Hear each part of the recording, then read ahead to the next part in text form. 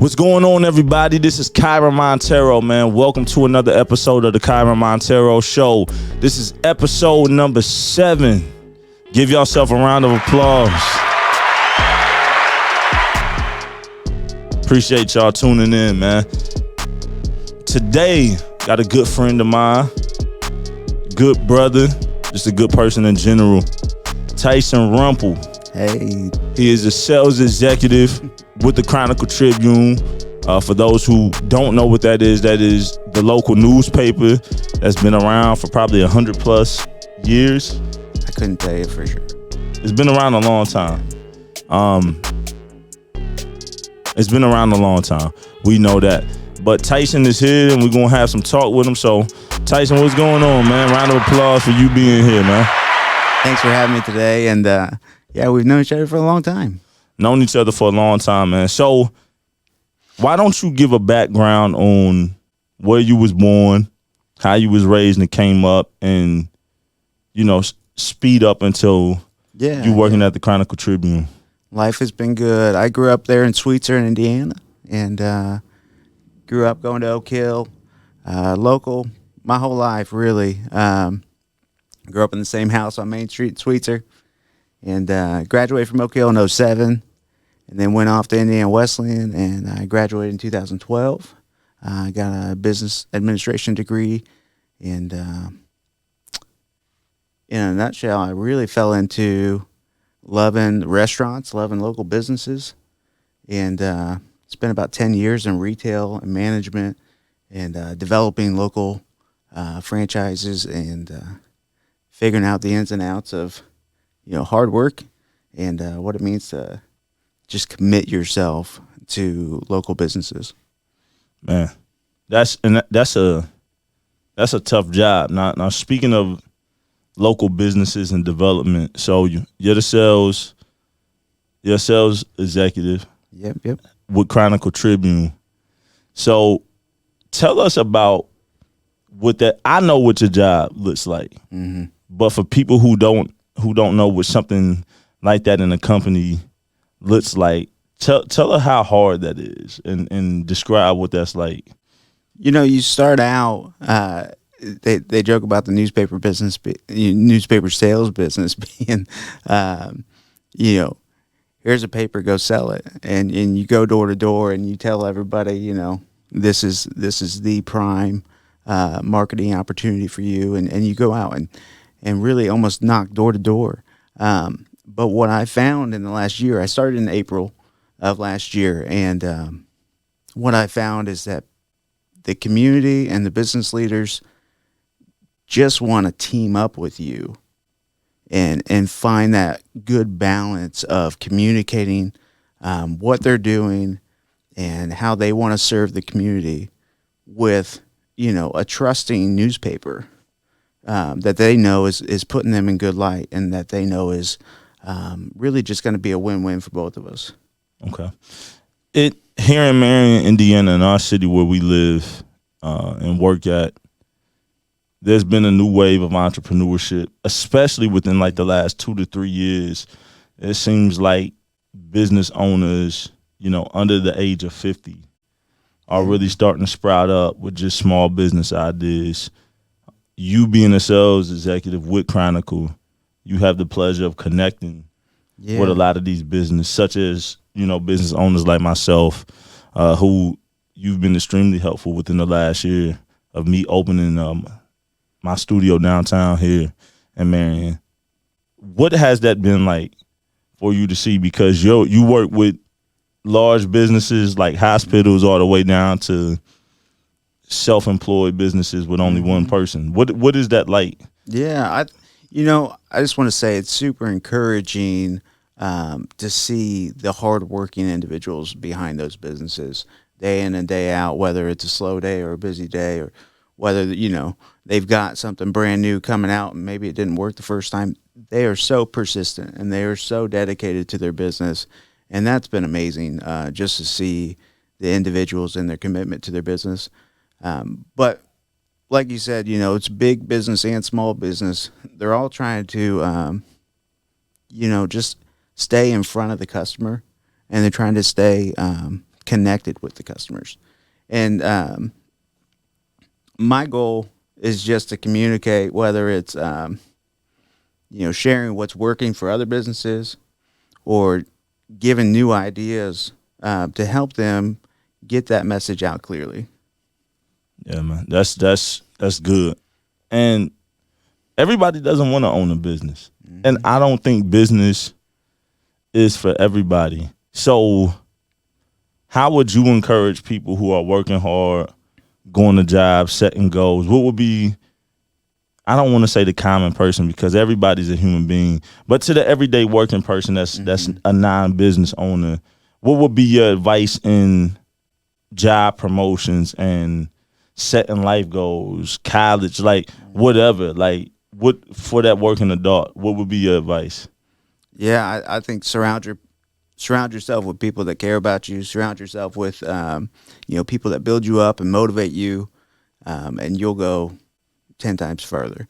If you find yourself stuck in a rut and nobody's telling you good job, there's a million jobs out there, and all I can say is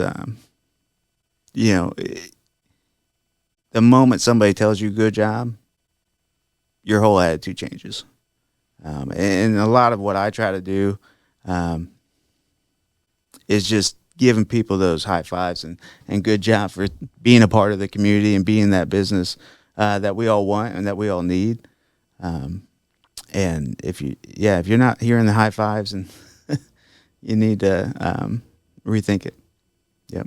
Yeah, that's good advice. I'm gonna give the people a funny story. Me and you both worked at Lowe's. This was back in 2013, 2014.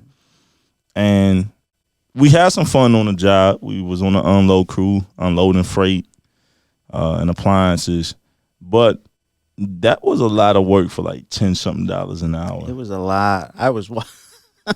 We always had to sit down afterwards, man. You unload a refrigerator on your back and you feel it the next day. So it's good that we only did that a couple days a week. But I know that we seen more than that. I was doing stuff owning businesses on the side, but I still wasn't full-time or had accomplished things later. But we always seen a vision. So when it comes to people who, like I said, they don't want to be business owners, but they see themselves higher than where they are now, but they seem stuck. Why do you think the everyday working American feels stuck? Because there's so many people that feel stuck. And I'm gonna throw this in real quick. It's mental health awareness month here in May. Yep. Charity Bailey from the Economic Growth Council, she was on the previous episode, 2 episodes ago, and I asked her what employers could do to make work environments more of a healthy place, because you spend so much time at work, and if you go to work hating your job, your life is miserable. Yeah. If you spend at least 8 hours of every 5 days, 6 days, 7 days a week hating your job, that's miserable. Then you're getting off and you're tired. So anyways, like, how can workplaces become better for people? Because I feel like so many people hate their life because of where they work. That contributes a lot to that misery. Hey, I just want to shout out to Heather Corporal. She's our circulation manager out of the Chronicle. It's her birthday today. Okay. And, little things like the other ladies, Rebecca and Shelly, brought in happy birthday banner, brought in cupcakes, and they do that every time it's somebody's birthday at the Chronicle. And little things like that go so far in just appreciating your workers and letting them know that you not only know their name, know it's their birthday, but you care about them. We always buy, a birthday card, and everybody signs it in the office. Those kind of things go so far, but it also goes the opposite when you don't do those things. And there's just so many businesses that have lost the sight of getting personal, and they're all about the job and getting it done, and they forget about the person behind it. Especially here in Marion and in the Midwest period, there's the identity is manufacturing. factories and warehouse, and that's a cutthroat industry. And I feel like those industries have to do better jobs at creating culture within the organizations and valuing, because even if you have a job paying somebody $30 an hour, some of these places are working so hard and being treated bad in the process. It's like you could be making $1,000 an hour. At that point, the money is irrelevant because you're a human being. Yeah. And money, how much you pay somebody don't give you the right to disrespect them or treat them like they're less than. You know what I mean? But I'll say, I think there's a shout out to be made, all the entrepreneurs and small business owners that have came out of that and said, I'm valued.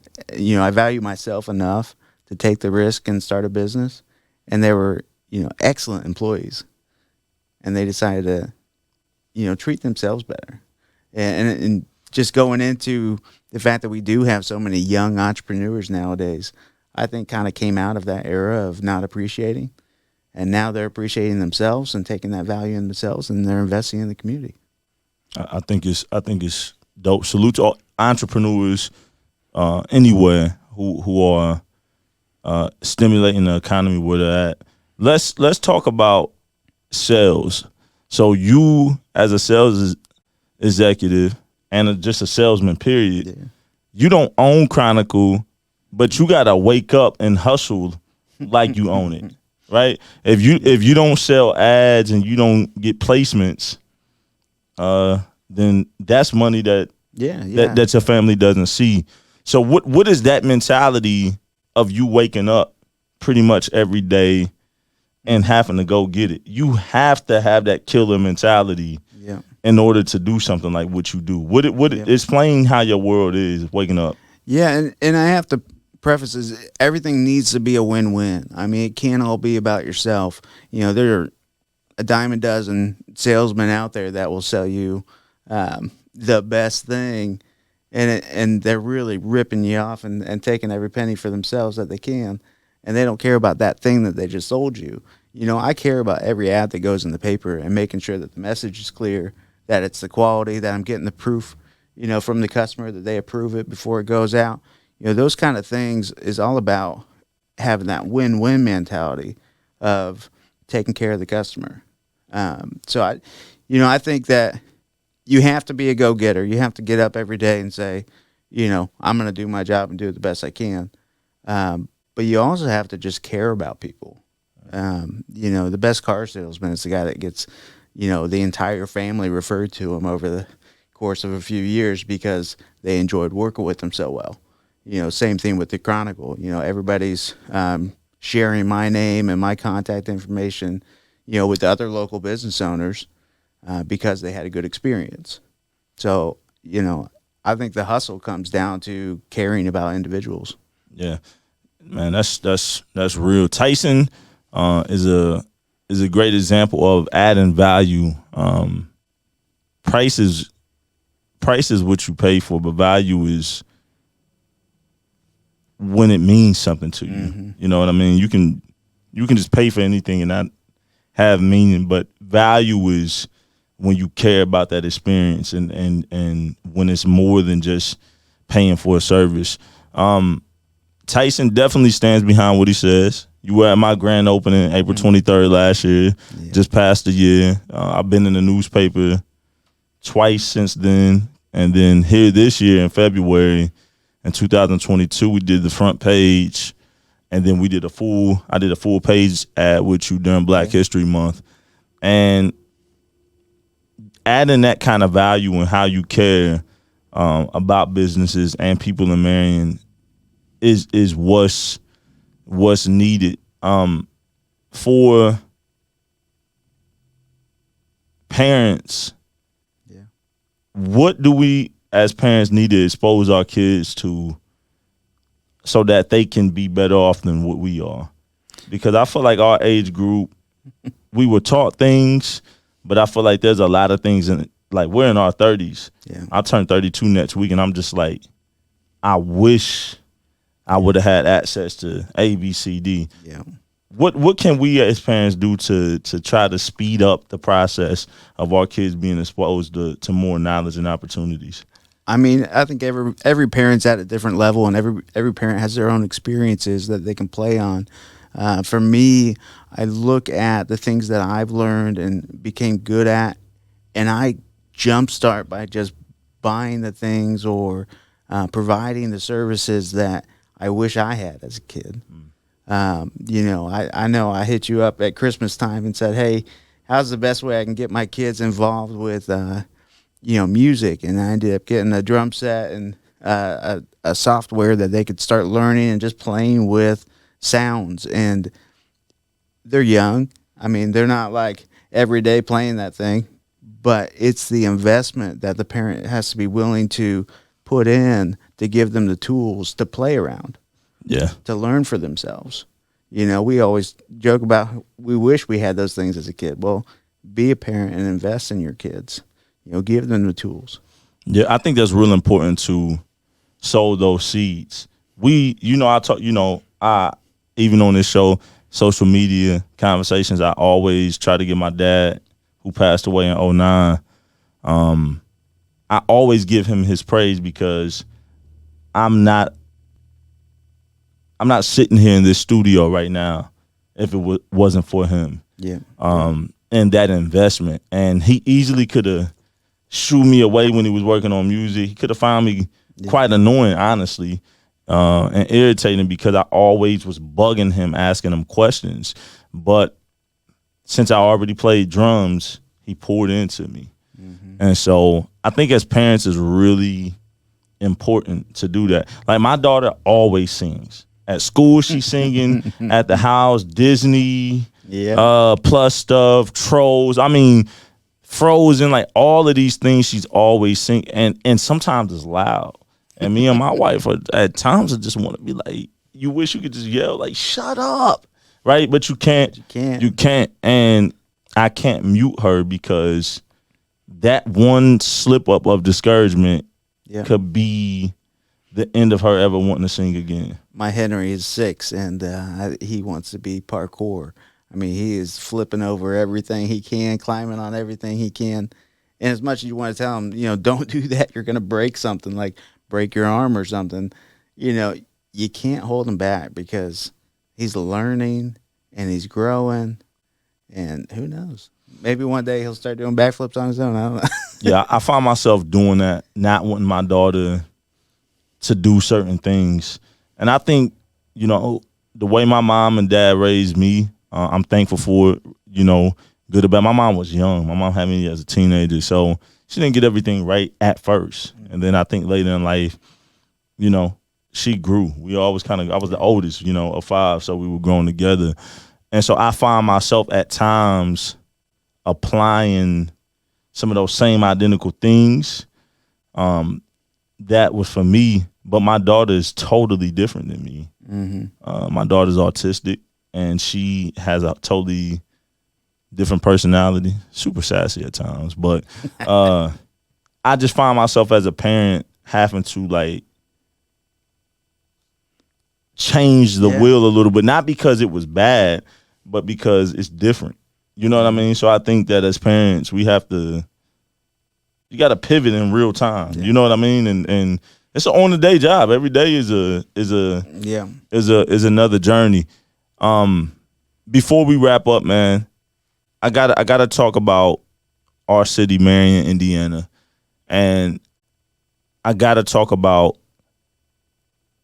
innovation that's in the air.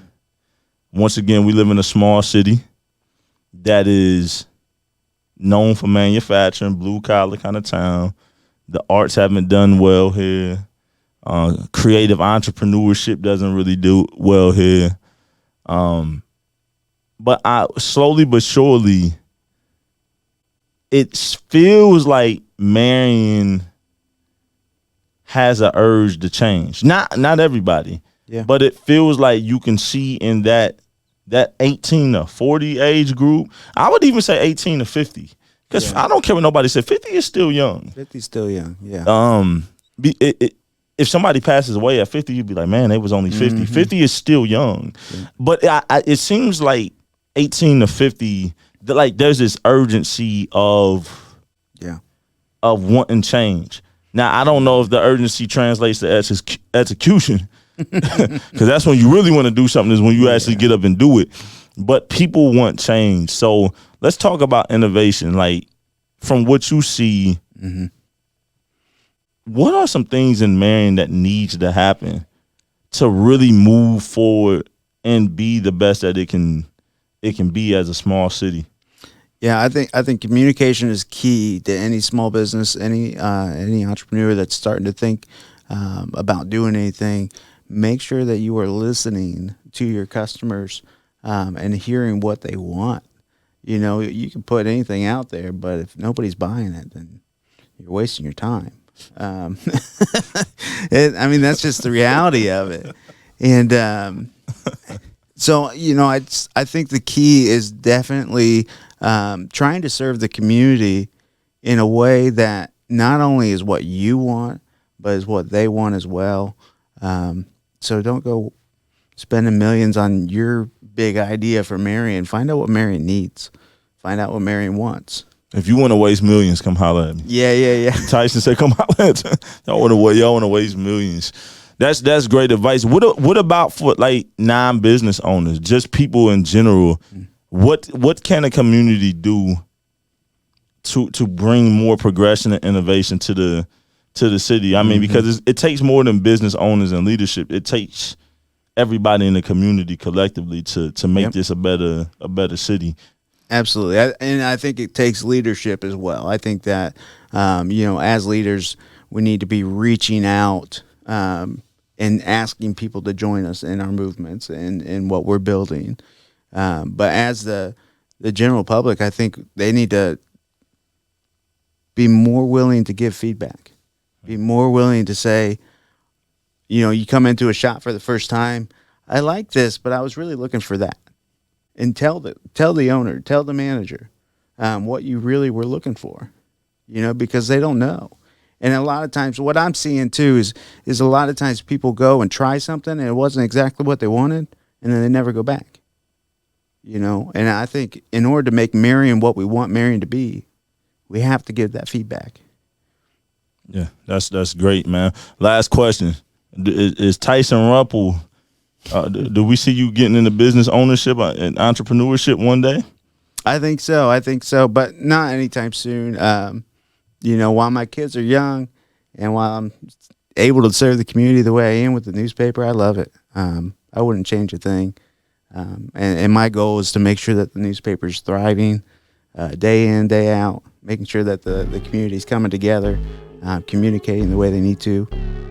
So I'm always looking for opportunities to do that together.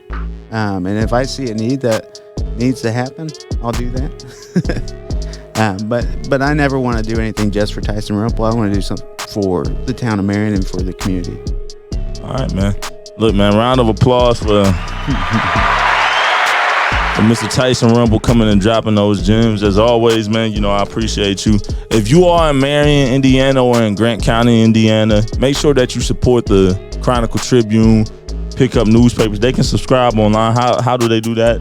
What? Yeah, there's a link right on the homepage. Just click to subscribe and fill out the information. So yeah, go to the local stores or go to Chronicle-Tribune's website and subscribe to that. I've been in there. It's been a blessing. I did an ad with Tyson. He looked out for me.